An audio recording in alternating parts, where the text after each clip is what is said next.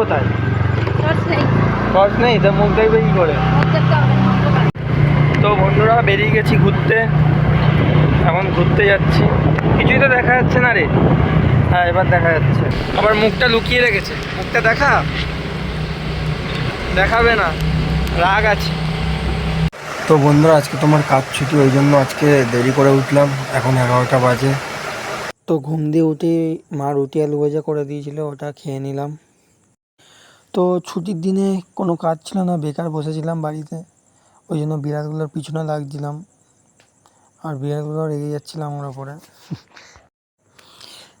বিড়ালের চোখটাকে ভালোভাবে দেখানোর চেষ্টা করছিলাম যে চোখের মধ্যে কি এমন আছে যে চোখটা জল করে, ওটাই দেখাচ্ছিলাম জুম করে যে কি আছে চোখের মধ্যে যে এদের চোখটা জ্বলে, ভালোভাবে জুম করেছিলাম পুরো।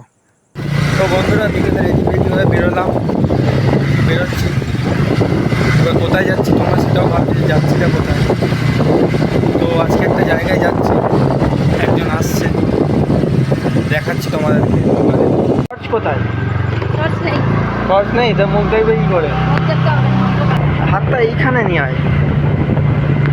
ওই দেখো কিরম ভাবে ধরছে, তুই চালা আমি ধরছি।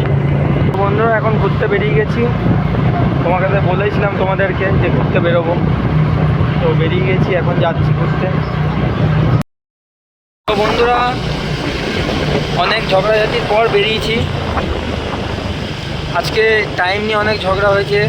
আমি বলেছিলাম 5টার মধ্যে আসতে, আর ও বেটি বলছে যে বৃষ্টি পড়ছে 6টার সময় আসতে। আজকে পুরো 6টার সময় আসতো,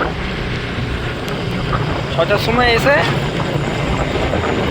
আমি রাগ করে আছি, কোথায় ও আমার রাগ ভাঙবে, ও কিনা ওই নিজে রেগে গেল। আবার মুখটা লুকিয়ে রেখেছে, মুখটা দেখাবে না, রাগ আছে। আরে ক্যামেরাটা তো ঠিকঠাক ধর।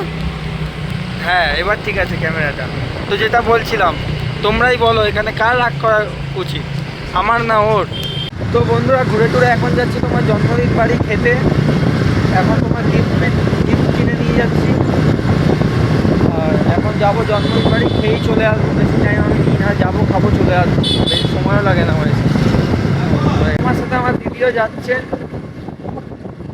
তখন এর আগে দিদার সাথে ঘুরছিলাম, তারপর জন্মদিন বাড়িতে এখন তোমার দিদির সাথে যাচ্ছি। দিদিকে আমাকে নেমন্তন্ন করেছিলাম বাড়িতে। তো আমার দেখতেই পাচ্ছ আমার সাজগোজ আর দিদির সাজগোজ দেখো ভালোভাবে ঠিকঠাক হয়ে যাচ্ছে। আর আমি তো নর্মাল এরকম ড্রেস করে যেরকম সবসময় থাকি ওরকমই যাচ্ছি, আমার কোনো ভালো লাগে না। তো অনেক লোকজন ছিল বলে ভিডিওটা নিচ দিয়েই করছিলাম, আর তার উপরে সামনে একটা মেয়েও বসেছিল, ঠিকঠাক খেতে পারছিলাম। তো বন্ধুরা খেয়ে দিয়ে এখন বাড়ি যাচ্ছি। খাওয়া দাওয়া তো আমার ভালোই করেছিল। তো বাড়ি আসার সময় মা বাবার জন্য আইসক্রিম নিয়ে এলাম। আমাদের দুজনকে তো নেমন্তন্ন করেছিল, মা বাবাকে তো করেনি, তাই ভাবলাম যে আইসক্রিমই নিয়ে যাই। তো বন্ধুরা আজকের জন্য ব্লগটা এইটুকুই। আবার তো কালকে কাজে যেতে হবে সকাল সকাল। আজকের দিনটা ছুটি ছিল, খুব মজা করলাম, কিন্তু কাল থেকে আবার কাজে যেতে হবে। তো দেখা হচ্ছে কালকের ব্লগে। টাটা।